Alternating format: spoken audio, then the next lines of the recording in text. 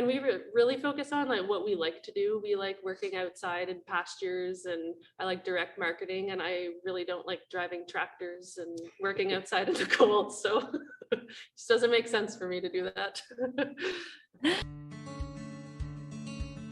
Hey, I'm Shay Keister, and I'm your host for the Casual Cattle Conversation podcast, where we talk about all things related to ranching by connecting you to peer ranchers and industry leaders to improve the profitability of your operation and your lifestyle.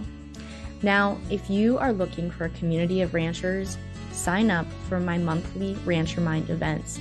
Rancher Mind events are mastermind events for ranchers. You join a Zoom link and you sit down and have a conversation with other ranchers and industry leaders about specific topics that help you improve your operation and face the challenges that we face as an industry as a whole. Now, if you want immediate ranch management advice, go to my website, casualcattleconversations.com/newsletter, and sign up. When you sign up, I will send you a free PDF with 22 ranch management tips from the ranching gurus who have been on my show and poured out their knowledge for all to hear. With that, be sure to follow me on Facebook and Instagram by following Cattle Convos. You can connect with me there, or you can go to my website, casualcattleconversations.com, to find anything you may need. I'm excited to meet you, and let's get on with the show. All right. Good morning, everyone. It's great to have you on the show. James, you've been on the show before, but today you brought on Brian and Kim to visit with us a little bit today. So I'm going to go ahead and have Brian and Kim, please introduce yourselves and share with the audience where you're located and what your operation looks like as far as beef production and how you're navigating that. My name is Kim Maloney. We have Brylee Farms here in Western Quebec. We are grass-fed and grass-finished operation. We do some custom grazing. We don't keep any cattle year-round, so we don't have to deal with winter. And I'll let Kim talk more about what she does and how she manages. She does most of the work. Yeah, I'm Kim Maloney. I am the 5th generation here at Brylee Farms. So yeah, we specialize in intensive grazing management, and we also direct market all of our meat directly to our customers from here at our farm store. We're open on the weekends from Friday and Saturday. So our business consists of, we finish about 125 steers or heifers every year. We also do 50 lambs, and we custom graze 40 cow-calf pairs on about 360 acres of pasture. For our group of finishing animals, we move them 4 times a day to new pasture. So that's pretty much what I do. 2.5 hours a day, I'm working with the animals. And then the other time of the day, I'm working on communications, marketing, doing a lot of social media. We're very passionate about pasture and direct marketing and connecting with our customers. So how long have you been intensive grazing? I started this in the early 90s, and it's always been evolving and still will. The hardest part was when we were transitioning from more conventional farming to grazing, when we had to make hay, when we had to do crops, and then go out and do it your 2.5 hours. So I made the effort early on to eliminate everything else. So that's why we don't keep cattle during the winter time. So 2.5 hours a day isn't a lot of chores, because that's pretty well all the time it takes. And that's year round, because we keep a small flock of sheep over the winter. That's what our day consists of. We don't have to run sprayers or hay binds or anything like that. We're just managing the animals on grass. Most of the days, it doesn't even feel like work. So with those sheep, how do you work them into your grazing plan? So the sheep right now, they have their own separate pastures. We move them to a new piece of pasture every day. every morning. And the rotations are usually about 40 days. But we came into a few problems with parasites this year. So I think next year we're gonna move them to a different pasture and try and figure out how we can incorporate the beef and the sheep grazing together to have longer rotations and to cut the parasite cycle. Okay. So what has the herd health standpoint looked like for your beef cattle? Have you noticed any improvements with rotational grazing, or what does that management look like for you there? So on the health end of it, we don't have a lot of protocols. We make sure that the animals we buy or bring in are all vaccinated. But we've also noticed that, and I hate to say this, and I'm going to touch something here, is that we don't have health problems. Grass is healing. Animals that have no stress aren't normally sick. So we put an environment where these animals really have all they need. By moving 4 times a day, they are very familiar with us and the routine. And again, I think that the nutrition in our grass, as we continue getting the organic matter built up on the grass, it's becoming more energetic, more minerals in it. And the animals are just, and again, we haven't treated an animal in years for pink eye or hoof rot or any pneumonias or anything. And at one time we were bringing some animals in that were coming from farms that weren't very healthy. And again, just by managing in a low stress, nutritional grass-based farm, we made them healthy by the end of the season. And we are very selective on who we purchase our animals from. We don't just buy from an auction sale or anything like that. We know the people that are producing the animals, and we're selective on which ones we purchase. So is there anything you're specifically looking for when you're going to these individuals and wanting to purchase them to make sure that they fit your operation? This is our weak link in our operation in this part of the world. Grass genetics is non-existent.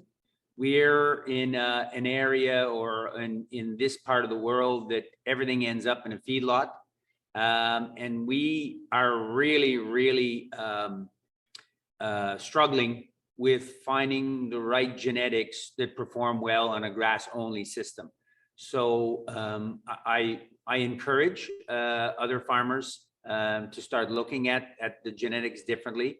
Up in this part of the world, there's a huge spread between heifers and steers at the market. So we buy mostly heifers, and we would encourage, if we could get the right genetics, we would pay steer prices for heifers if we got the right animals. So we're offering premiums, but we're not, there's not a lineup yet for people that want to sell cattle to us yet. Okay. So, you've made the comment that, you don't keep them over winter, and you said in this part of the world where like grass genetics are not common. So you're in Quebec. Would you talk a little bit more about what your climate looks like throughout the seasons, how that weather is changing, to give the audience a better idea of how you're managing and what you have to manage through when it comes to weather? It's different every year, definitely. We get a lot of snow in the winter from January, February, March. We usually get a pretty wet spring. This year it started off dry, and then we got a lot of rain closer to the end of May, beginning of June. And then I think July was the most rain that we got, the month that we got the most rain, which is usually when it's the driest. So it changes every year. And then August, September, and October, we got like a moderate amount of rain. And then, yeah. Winters throughout Quebec they can range from mild to severe. But there's always a certain amount of snow, and there's a certain amount of days that will be very cold. And for listeners across North America, minus 40 Celsius is minus 40 Fahrenheit, and we can get those temperatures for a few days throughout the year. So those days cause the most challenges, which is a great thing that they don't keep the cattle for themselves. It really reduces that minus 40 days, heavy snowfall days, not having to go out and do chores and not having to worry about the herd health in those days. And we really focus on like what we like to do. We like working outside in pastures, and I like direct marketing, and I really don't like driving tractors and working outside in the cold. So it just doesn't make sense for me to do that. Well, it's important that your business is in line with your purpose, passions, and what you like to do. Yeah, exactly. And that's, something we talk about a lot on the show, is that there's a different way to do everything, and it's important to do what works for you.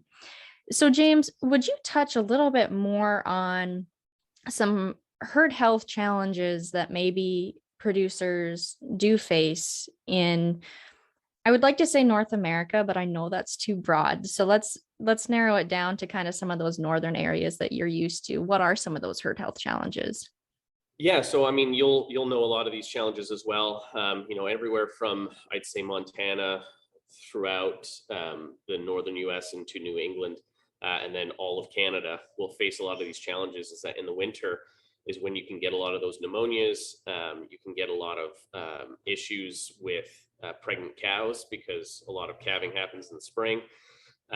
So those herd health challenges can be numerous and never ending, which would take their 2.5 hours and potentially turn it into 6 a day if they were continuing to leave the cows out there. I know out west where they get a lot of cold winds but less snow, they'll be driving hours, miles and kilometers to go and check out their cows that are out bale grazing or frost grazing, and that cow's off by itself. Oh, that cow's still lying down in the whole herd. It's a never-ending cycle when you come to herd health in the winter months in northern climates. So does Gallagher have any tools right now to help producers navigate some of those? Absolutely. I know. Yeah. So, it ranges from everything from the simplest to the most complex in terms of technology. We have, the most simplest term to use for checking the health is the weight of the animal. Did they drop 5 kilos, 10 pounds in a couple of days? Are they wasting away? How do they look? Brian always talks to groups that we do this with, that, that triangle on the left side, I believe, on the left side, is it full? Is it not? Are they getting enough food? Are they eating enough? Do they look listless? But with Gallagher's products, you can get just the weight and be able to tell, okay, last week they were this week they're this. There seems to be a problem. I'm looking visually and I see that. All the way up to complex. I've given this vaccine. They were preg checked at this time. They had foot rot on this. There's data capture technology hardware that we sell and that we provide that aid. And then we also have software and apps to be able to discern that data afterwards on your phone, on your laptop, so that you can, from the warmth of your house afterwards, not out in the field, be able to check on, okay, this cow looks like there's an issue. I better bring her into the barn. Well, thank you for sharing that. So, Kim, there is a lot we could talk about with what you've got going on as far as marketing the beef and what that looks like. So can you explain a little bit more about that side of your business? Because there are a lot of different ways to do direct to consumer marketing as well. Mm-hmm. I use Facebook and Instagram as a main marketing tool to connect with our customers. I like to show like the day in the life of what we're doing on the farm, like moving the cows, moving the sheep, our dog, family life, stuff like that.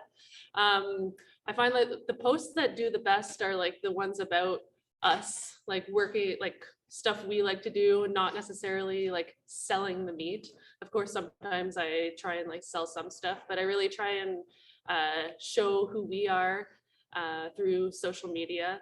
And that really, I find consumers are really looking to connect to the farmer, to connect with the people that are producing the meat.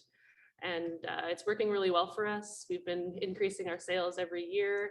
And that's my goals for the future, is to continue doing that and increasing our numbers and getting to know our customers. So with that, did you mention that you have a storefront, or is it all online? What does that look like? Yeah, we have our farm store that's open on Fridays and Saturdays. That's opened from like March until December, and then we open for just one day a week during the winter time. But the bulk of our production is, of course, when the grass finished beef starts to get finished in the fall. So we sell, the majority is quarters and halves of beef, starting now until the end of November. But we do sell, individual pieces, sausages, transformed products in our farm store as well. The thing that should be mentioned is that their farm where we are right now is right off of a main highway. So people can see it from the highway. People can see that it's part of this region to stop in for agritourism. So it's an easy stop for people if they just want to go have a picnic or something and grab some meat on their way. So do you do a fair amount on the agritourism side, as far as farm tours or allowing people onto your operation or anything like that? Yeah, if anyone, we do offer farm tours if somebody wanted to come check out the cattle or the sheep or anything. We used to have a wedding venue, which we're sitting in right now. But after COVID, we stopped doing weddings, and we're still trying to figure out what we're going to use this venue for, which it could be agritourism in the future, but we're still trying to figure that out. But we always welcome anyone here at the farm. Well, I think that's great. Has there been any like one misconception or one misunderstanding that consumers have come to you about wanting, and as far as it relates to beef? Like, is there one clear one that you've ever had to clear up, or does it kind of depend on the person? Tough question. Yeah, there is a non-realization that how important ruminants are in changing the climate. And I bring it back to the really only story that makes sense to me is when there was 60 million bison on the planet, the CO2 levels were way, way lower than they are today. The ruminants are not the problem. It's the people and the industry and the transportation. Yes, agriculture has evolved, but ruminant agriculture done correctly in a pastoral system is definitely part of the solution. And honestly, people really, really want to know this, and they appreciate their purchases even more once they understand that they are becoming part of the solution by buying these types of products. Well, thank you for sharing that. And I ask that because I enjoy advocating and sharing about the beef industry. So I was curious about what you had heard. But when I look at, the beef industry and ruminants themselves, I really enjoy sharing on that point that you just touched on, is how great they are for the environment, how they can be, when used correctly in pastoral systems and proper grazing strategies, the amazing things they can do for our world. And I think that's something that we need to do a better job of communicating. So is there anything else that either of you would really like to touch on? You've brought a unique perspective onto my show before. I've never had grass finished producers on here, so I do really enjoy your perspective and hearing about that. But, we've touched on how you bring in cattle, kind of why you made that change, the herd health side of it, how you market your animals. But is there something you'd really like to send home with my audience and these listeners as they wrap up listening to this episode? For me, I see, because I work with a lot of different producers, and I've started up quite a few grazing groups and clubs throughout the province. And I see so many opportunities as we kind of take the blinders off and start looking at ranching that first of all suits us, that makes our life easier and pleasant every day, where it doesn't, like, I don't even like using the word chore anymore. You know, it's more, it's just, yeah, we get to be out there with the animals and we extremely enjoy what we're doing. And looking at the profit end of it, it's like, if we're not making money at this, we can't do it for very long. And I think the business aspect of it has to be brought back into, yes, we have to be passionate about what we do, but we have to make this, that the only reason there can be a fifth generation is because the fourth generation made money doing this. And we need a whole lot more young ranchers to take over that are happy and become wealthy also during their lifetime. Thank you for sharing that. Yeah, for me, I think for consumers to really look around them, like there's so many farms, there's so many local places around to buy vegetables, to buy meat, to buy eggs, rather than going to the grocery store, just look locally. Especially for us, at least in our area, right during COVID, our sales peaked really high. And then we kind of just like, we're coasting that, our sales kept going up. And then I find now it's just, it takes a lot more effort. It takes a lot more like new things, trying to get more customers to come. So yeah, I find, yeah, if customers could continually support local and find ranchers that are making a difference in the environment and producing them in a good way. Well, supporting local businesses of all kinds is very important for rural communities. So that's a great message. James, do you have any final thoughts you would like to share? Absolutely. Regardless of how you want to capture data, Brian does it all in his head. Kim made him write it all down. It's important to have a plan. It's important to have those data points, whether it's herd health, statistics, data points. It's important for you to capture that. To Brian's point, if you don't know what's happening on your farm, you might not be profitable and there might not be a next generation.